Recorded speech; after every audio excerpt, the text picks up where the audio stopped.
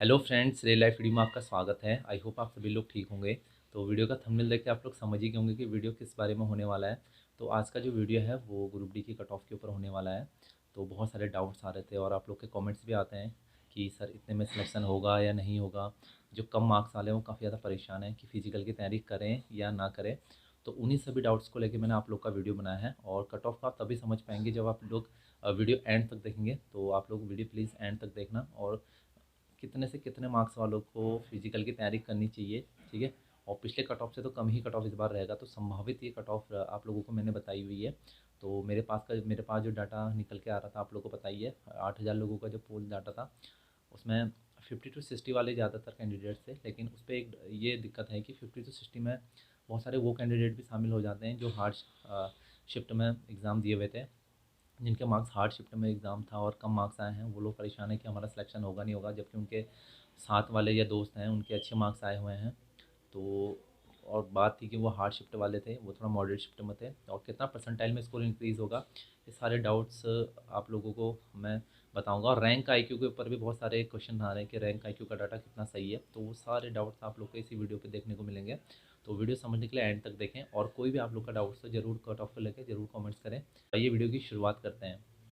तो RRB group D की जो कट ऑफ है वो तीन चीज़ों पर डिपेंड करेगी। आप लोगों को पता होगा जनरली जो कट ऑफ होती है, नंबर ऑफ़ स्टूडेंट्स कितने उस एग्ज़ाम में हैं और एग्ज़ाम का लेवल कैसा रहा है और नंबर ऑफ़ वैकेंसीज़ कितनी है पर्टिकुलर एग्जामिनेशंस या आरआरसीज़ में। तो इस बार जो है वो पिछली बार वैकेंसी से 2018 से ज़्यादा इस बार 2019 में जो निकली थी, ठीक है, 1 लाख पदों पर, उससे भी ज़्यादा।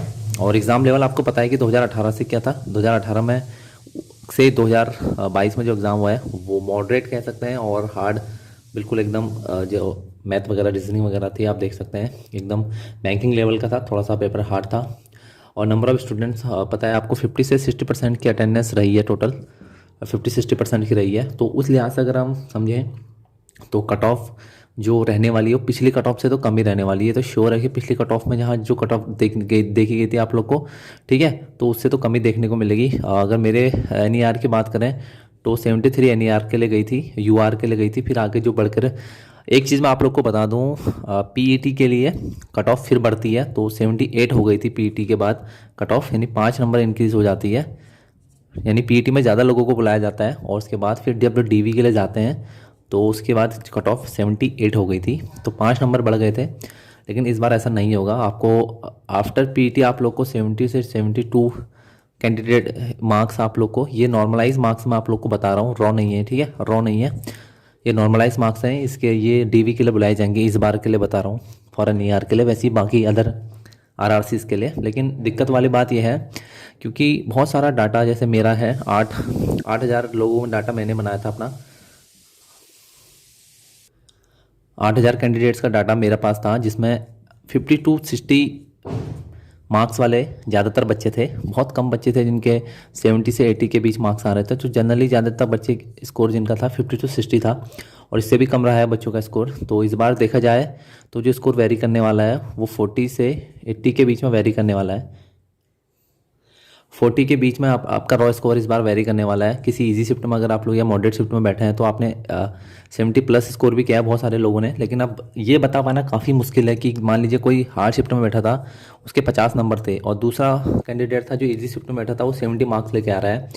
तो दोनों लोगों में काफ़ी कन्फ्यूज़न है। इसको लगता है कि ये श्योर सिलेक्शन है, ठीक है, और इसको लगता है कि इसका सिलेक्शन नहीं होगा। लेकिन ऐसा नहीं है, अभी परसेंटाइल नॉर्मलाइजेशन बाकी है आप लोगों का।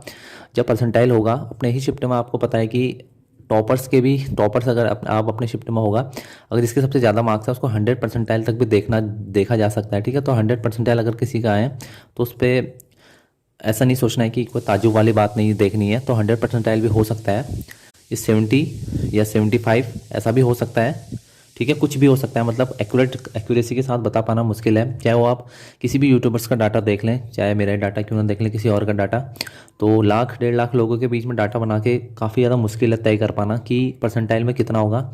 और एक काफ़ी ज़्यादा कॉमन क्वेश्चन है कि सर हम फिजिकल की तैयारी करें ना करें, पीटी की तैयारी करें ना करें, तो आप अपना शिफ्ट भी देखते हुए चलें। अगर आप हार्ड शिफ्ट में अगर आपके हार्ड शिफ्ट में 50 से 60 नंबर भी आ रहे हैं तो भी आप लोग को डरने की ज़रूरत नहीं है, आप लोग का सिलेक्शन हो जाएगा। ठीक है, बहुत लोग के कम आए हैं ऐसा, क्योंकि शुरू शुरू में पेपर बहुत हार्ड बने थे, तो एकदम से झटका सा लगा था कैंडिडेट्स को कि हाँ ये क्या पेपर बना दिया है। तो उन लोग के मार्क्स अगर कम भी रह गए तो आफ्टर परसेंटाइल उनके मार्क्स इजी जो मॉडरेट शिफ्ट थे उनके भी इक्वल हो जाएंगे। और पिछले बारी वैकेंसी में भी ऐसे ही हुआ था, 40 से 45 मार्क्स वालों के भी मार्क्स इंक्रीज हो गए 70 75 ऐसे हो गए थे। 30 से 35 नंबर का नॉर्मलाइजेशन हुआ था। आप समझ सकते हैं कि 33 नंबर 35 नंबर बढ़े थे लोगों के। तो इस लिहाज से इस बार का परसेंटाइल हम देखेंगे। परसेंटाइल इस वजह से आप लोगों को अगर परसेंटाइल समझ में नहीं आता कि क्या चीज़ है, तो मैं वीडियो का डिस्क्रिप्शन में आप लोग को लिंक दे दूंगा, तो आप लोग वहाँ से समझ सकते हैं कि परसेंटाइल क्या है और इसका क्या कॉन्सेप्ट है। तो ज़्यादा पिछले वाले नॉर्मलाइजेशन से ज़्यादा ये इसमें अच्छा फॉर्मूला है, इसका समझ में आता है कि क्या चीज़ है, तो उसी चीज़ को आप लोग समझ सकते हैं। तो परसेंटाइल में कितना मार्क्स बढ़ेगा या घटेगा वो आपकी शिफ्ट के हिसाब से होगा कि आपकी शिफ्ट कैसी थी। ठीक है, अगर आपकी शिफ्ट इजी शिफ्ट थी और आपने बहुत अच्छा स्कोर किया है, मान लीजिए इजी शिफ्ट में आपने 70-80 मान लिए, ठीक है, और किसी ने हार्ड शिफ्ट में 50-60, ठीक है 65 ऐसे मार रहे हैं, तो उनके मार्क्स बढ़ने के चांसेस ज़्यादा हैं जिनके हार्ड शिफ्ट में एग्जामिनेशन हुआ था। तो परसेंटाइल जब आप लोग का रिजल्ट 1 मंथ का आएगा, मैं तो आप लोग को यही बताऊंगा कि 1 मंथ का आपका रिजल्ट आएगा तो ही आप लोग उसमें देख सकते हैं कि आपके कितने मार्क्स बने। ऐसे कोई भी डाटा आप लोग को नहीं बता सकता कि आप लोग का कितने हैं और कितने मार्क्स वाले सेफ़ है। ये ज़्यादा क्वेश्चन आ रहे हैं कितने मार्क्स वाले सेफ़ है। तो अगर आपके 50 to 60 मार्क्स अगर आपके हार्ड शिफ्ट में आप लोगों ने स्कोर किए हैं, ठीक है, तो भी आप लोग को डरने की ज़रूरत नहीं है। अगर 50-60 मार्क्स भी आप लोगों ने आपका हार्ड शिफ्ट था और आपने स्कोर किया हुआ है, तो ये लोग भी बिल्कुल ना घबराएं। आप आराम से फिजिकल की तैयारी, पीटी की तैयारी कर सकते हैं। ठीक है, और बाकी जो 65 से 75 के बीच में जो लेके आ रहे हैं, नॉर्मली बहुत सारे मैं कैंडिडेट देख रहा हूँ, अपने भी सब्सक्राइबर्स हैं जो, उनके भी बहुत अच्छे मार्क्स आए हैं। 82 में भी देख रहा था बहुत सारे कैंडिडेट्स के। तो वो लोग तो फिजिकल की तैयारी शुरू कर दें। ठीक है, मैं जनरल के लिए बता रहा हूँ, ये यूआर के लिए बता रहा हूँ, ये इनके रॉ मार्क्स मैं बता रहा हूँ। रॉ मार्क्स ये सारे रॉ मार्क हैं, अभी परसेंटाइल आना ज़रूरी है। और एक रैंक आईक्यू, आप मैं देख रहा हूँ बहुत सारे लोग रैंक आईक्यू का स्कोर हम बता रहे हैं कि सर हमारा रैंक आईक्यू में इतना परसेंटाइल आ रहा है। तो देखो, रैंक आईक्यू का जो डाटा है वो लिमिटेड डाटा है, वो आप ही लोगों के डाटा के उसमें बनाता है जितना उसके पास कैंडिडेट का डाटा है। तो फिक्स डाटा उसके पास भी कोई ऐसा डाटा नहीं है कि बहुत बड़ा डाटा है। तो रैंक आईक्यू पे आप लोग भरोसा मत करिए कि रैंक आईक्यू का जो डाटा है वो बिल्कुल सही है, इतना मार्क्स से बढ़ेगा। तो एक्चुअल मार्क्स रिजल्ट आने पर ही आप लोग को पता चलेगा, ये आप लोग जान लीजिए अभी से। तो ये बिल्कुल गलत है, रैंक आईक्यू का जो डाटा रैंक आईक्यू दिखा रहा है आप लोगों का, वो बिल्कुल फेक डाटा कह सकता हूँ मैं उसको। तो पिछले बार 2000 जब 18 वाली वैकेंसीज थी, तो उसमें हार्ड शिफ्ट में जो लोग बैठे थे उनका स्कोर काफ़ी कम था और वो काफ़ी लोग परेशान भी थे कि हमारा सिलेक्शन होगा या नहीं होगा। तो जनरली जब रिजल्ट अनाउंस हुआ, रेलवे ने अपना रिजल्ट अनाउंस किया, तो उन लोग के काफ़ी ज़्यादा मार्क्स बढ़े और उस पर बहुत सारे बच्चों ने आपत्ति भी जताई कि इतने मार्क्स कैसे बढ़ सकते हैं। ठीक है, किसी को 20-25 नंबर का नॉर्मलाइजेशन कैसे मिल सकता है। ठीक है, 50 वाला बंदा 75 कैसे पहुँच सकता है। ठीक है, 60 वाला बंदा 85 कैसे पहुँच सकता है। तो ये काफ़ी ज़्यादा इन पे ऑब्जेक्शन हुआ था पिछली बार 2018 में भी, और काफ़ी ज़्यादा यूट्यूब पे बवाल रहा था और बहुत ज़्यादा मजाक भी बना इस चीज़ का, क्योंकि उसमें नॉर्मलाइजेशन की जो नॉर्मलाइजेशन था वो 100+ हो गया था। ठीक है, किसी के 110 नंबर भी थे, 105 नंबर भी थे। तो ये काफ़ी ज़्यादा कन्फ्यूजन था कि यार 100+ कैसे मार्क्स बढ़ सकते हैं। तो लेकिन इस बार ऐसा होने वाला नहीं है। ठीक है, परसेंटाइल का कॉन्सेप्ट बहुत अच्छा है। इसमें सबसे ज़्यादा मार्क्स वाले को, अगर आपके शिफ्ट में सबसे ज़्यादा मार्क्स है तो आपको 100 मार्क्स मिलेंगे, अगर आप टॉपर हैं अपने शिफ्ट के। ठीक है, और उससे कम मार्क्स जैसे जैसे कम होते रहेंगे वैसे वैसे आपका परसेंटाइल 100 परसेंटाइल भी हो सकता है, और वैसे वैसे नीचे नीचे आपको जैसे मार्क्स आपके शिफ्ट के हिसाब से आप लोग का नॉमिनेशन होगा कि आपने अपने शिफ्ट में कैसा किया है। तो सबकी अपनी अपनी शिफ्ट है, कोई किसी की शिफ्ट को नहीं काटेगा। मान लीजिए आप हार्ड शिफ्ट में बैठे थे तो आपके मार्क्स उसी हिसाब से बनेंगे, ईजी वाले के उसी हिसाब से बनेंगे, और जिनका मॉडरेट था उसका उसी हिसाब से परसेंटाइल निकलना है। ठीक है, कोई एक दूसरे से रिलेटेड नहीं है, इसमें बहुत अच्छी बात है। तो बहुत सारे कैंडिडेट्स में डाउट्स है कि फिजिकल की तैयारी करें या ना करें। तो कट ऑफ का मैंने जो डाटा बना रखा है आप लोगों के लिए 3 स्टेजेस में बना रखा है, एक में हार्ड लेवल, एक में मॉडरेट और एक में इजी मैंने बना रखा है।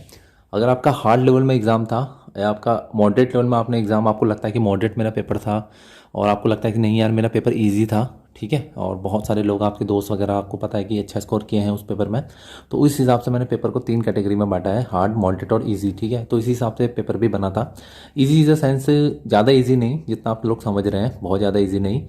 और जनरल के लिए अगर हम कट ऑफ की बात करें तो जिनके मार्क्स हार्ड में, अगर आप लोगों ने हार्ड लेवल था आपका एग्जामिनेशन का, आपके 50 से 60 के बीच में मार्क्स आप लोग के आ रहे हैं तो आप लोग फिजिकल की तैयारी कर सकते हैं। ये एक्यूरेट डाटा नहीं है, मैं पहले ही बता रहा हूँ, एक संभावित डाटा है एक, ठीक है। एक्यूरेसी के साथ जो डाटा निकल के आएगा वो आप लोग को एक 1 मंथ बाद ही पता चलेगा रिजल्ट में, लेकिन एक संभवतः एक हम उम्मीद कर सकते हैं कि 50 के 60 के बीच में जिसके मार्क्स हैं हार्ड शिफ्ट में वो अपनी फिजिकल की तैयारी कर सकता है। और कितने मार्क्स उसके बढ़ेंगे वो भी श्योर नहीं है कि कितना परसेंटाइल में इंक्रीज़ होगा, वो एक्यूरेट बाद में ही पता चलेगा आप लोग को। ये फिलहाल रॉ मार्क्स हैं सारे, आप लोग को बता दूं ये रॉ मार्क्स हैं, ठीक है, ये जिनके रॉ मार्क्स हैं ये सब। और अगर आपने मॉडरेट पेपर आप तो 60 से 70 के बीच में अगर आप लोग के मार्क्स है तो आप फिजिकल की तैयारी शुरू कर सकते हैं। और इजी में तो आप लोग के बहुत सारे कैंडिडेट्स के मेरे पास भी डाटा है, वो 70 से 80 के बीच में अच्छे कैंडिडेट्स में है। इजी में अगर आपके पास 70 से 80 के बीच में आप लोग के अगर मार्क्स आ रहे हैं तो आप लोग तैयारी कर सकते हैं। 80 से प्लस अगर आप लोग के आ रहे हैं तो बहुत ही अच्छी बात है। वैसे 2-3 लोग मेरे जानने वाले हैं तो अच्छा स्कोर करके आए हैं। और वैसी बात करें तो जनरल ओबीसी आप लोग को पता ही है कि जनरल और ओबीसी लगभग लगभग 2-3 मार्क्स का ही अंतर मिलता है जनरल और ओबीसी में, ज़्यादा मार्क्स का नहीं मिलता है। जैसे 73 गई थी एनईआर में तो 70 मार्क्स ओबीसी के लिए गई थी, 70-69 के आसपास, तो ज़्यादा उनमें रहता नहीं है। तो ओबीसी के लिए अगर आपके पास हार्ड शिफ्ट में 48 से 58 का बीच में आपने स्कोर किया हुआ है और मॉडरेट में आपके अगर रॉ मार्क्स 58 से 68 के बीच में आ रहे हैं, अभी आप लोगों ने मिला लिया होगा फिर अपना आंसर की, बहुत सारे आंसर गलत भी है उसमें, आप लोग ऑब्जेक्शन रेज कर सकते हैं। आप तो डेट भी उसकी 19 तारीख निकल गई है, फिर भी आप लोगों ने कर दिया होगा होप। और 68 से 78 के बीच में अगर आप लोग के इजी शिफ्ट में आप लोग का रह रहा है तो आप लोग शुरू कर सकते हैं, ठीक है। इसके बीच में आप लोग अगर हैं, और वैसे ही ईडब्ल्यूएस है, ईडब्ल्यूएस भी आप लोग देख सकते हैं। ईडब्ल्यूएस इस बार 10% का कोटा ईडब्ल्यूएस का, पिछली बार तो नहीं था ये 2018 वाली वैकेंसी में, इसी बार ये भी होगा। तो ईडब्ल्यूएस में आप लोग को फ़ायदा मिलेगा जो जनरल वाले कैंडिडेट्स हैं, जनरल के जो ईडब्ल्यूएस वाले हैं। तो अगर आपने हार्ड शिफ्ट में 45 से 55 के बीच में स्कोर किया है रॉ, और मॉडरेट में 55 से 65 के बीच में, और 65 से 75 के बीच की इजी शिफ्ट में अगर आप लोग स्कोर किए हुए हैं तो आप लोग तैयारी कर सकते हैं। वैसे ही एससी की बात करें, शेड्यूल कास्ट वालों की, तो 40 से 50 के बीच में अगर हार्ड शिफ्ट में आप लोग ने स्कोर किया है और मॉडरेट में अगर आपके मार्क्स 50 से 60 के बीच में रहा स्कोर बन रहा है और इजी शिफ्ट में आप 60 से 70 के बीच में भी लेके आ रहे हैं, मान लीजिए आपके 65 भी मार्क्स अगर आप लोग के बन रहे हैं इजी में, तो भी आप लोग का सिलेक्शन इस बार पीटी के लिए आप लोग जनरली क्वालिफाई हो जाएंगे। और एसटी के लिए देख लीजिए 42 से 48 का भी है आप लोग, मार्क्स अगर 42 भी आ रहे हैं अगर हार्ड शिफ्ट में तो भी आप लोग अच्छा परसेंटाइल स्कोर करेंगे। और मॉडरेट की बात करूँ तो 48 से 58, और इजी शिफ्ट की बात करूँ तो 58 से 68, ठीक है। ये डाटा सभी आरआरसी आरआरबी के लिए है लगभग लगभग, ठीक है। तो मैंने एक जनरली डाटा बना दिया है आप लोगों के लिए, ये ऊपर नीचे भी हो सकता है, श्योर नहीं है, ठीक है। और वैसे सीसीए वाले जो अप्रेंटिस वाले हैं उनके लिए तो 20% का कोटा रिजर्व है, उनको पता ही है, उनका डाटा हम बना नहीं सकते हैं, एक्स सर्विसमैन का भी नहीं बना सकते, पीडब्ल्यूबीडी का भी अलग अलग कट ऑफ जाती है। तो फिलहाल हम बात करेंगे जनरल, ओबीसी, ईडब्ल्यूएस, एससी और एसटी के बीच में, ठीक है। इतने जो मार्क्स लेके आ रहे हैं आप लोग अपनी आगे की कंटिन्यू तैयारी कर सकते हैं फिजिकल की। पीटी के लिए पीटी पे कैसे तैयारी करना है क्या है पूरा मैं आप लोग को बाद में वीडियो में समझा दूंगा, ठीक है। कितना आप लोग को भागना है, कैसे भागना है, वो सारी चीज़ें मैं आप लोग को बाद में क्लियर करूँगा। तो मैंने जो डाटा बनाया थोड़ा सा अलग डाटा बनाया है, इस वजह से अलग बनाया है क्योंकि बहुत सारे यूट्यूबर्स मैं देख रहा था एक ही डाटा बना रहे थे, तो मैंने, क्योंकि कैंडिडेट्स हार्ड शिफ्ट में भी बैठा है, मॉडरेट में भी बैठा है, कुछ लोग थोड़ा सा इजी में भी बैठे हैं, तो उस लिहाज से देखा जाए तो सबका एक जैसा मार्क्स पे आप लोग नहीं बना सकते हैं। किसी के मान लीजिए कोई हार्ड शिफ्ट में बैठा था तो उसके कम मार्क्स से बन रहा है तो उसको ये नहीं कह सकते कि आपका सिलेक्शन नहीं होगा मार्क्स से देखते हुए। तो जो लोग इस तरीके के मार्क्स लेके आ रहे हैं वो लोग तैयारी कर सकते हैं शुरू।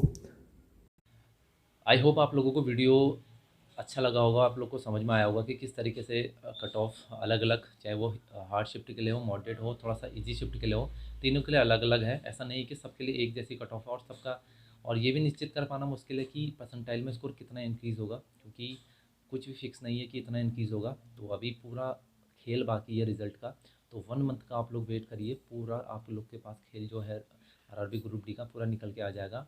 आई होप कि आप लोगों का सिलेक्शन हो जाए इतनी मेहनत करने के बाद। और आप लोग फिजिकल के ऊपर मैं आप लोग के लिए ज़रूर वीडियो बनाऊंगा, क्योंकि फिजिकल काफ़ी ज़्यादा इंपॉर्टेंट है। जो अनहेल्दी हैं, थोड़ा सा मोटे हैं, जिनसे दौड़ा नहीं जाता है, जो प्रैक्टिस में नहीं है, उन लोगों के लिए मैं ज़रूर वीडियो लेके आऊँगा। बस आप कुछ ही घंटों का वेट करिए, कल मैं आप लोग के लिए वीडियो लेके आऊँगा और पूरा बताऊँगा कि किस तरीके से आप लोग को तैयारी करनी है, क्या डाइट लेनी है, किस तरीके के शूज़ पहनने, कितना दौड़ना है, क्या क्या आप लोगों का एक्सरसाइजेस रहेंगी अपनी दौड़ को कवर करने के लिए। क्योंकि वहाँ पे दौड़ जब आप दौड़ते हैं तो किसी भी आप लोग को टाइम पे दौड़ा सकते हैं, तो आप लोग को हर मौसम के लिए वहाँ पे तैयार रहना है दौड़ के लिए। और फिजिकल भी आप लोग का जनवरी में कंडक्ट करा लिया जाएगा। तो बस आप लोग के पास 2-3 ही महीने बचते हैं, नवंबर, दिसंबर, जनवरी में आप लोग का कंडक्ट करा दिया जाएगा। तो इस बीच आप लोग को कैसे तैयारी करनी है तो वो पूरा आप लोग को बताऊँगा। और बस कुछ ही घंटों बाद। तो वीडियो पसंद आया तो वीडियो को ज़रूर लाइक करें, शेयर करें और चैनल को सब्सक्राइब करें। जय हिंद।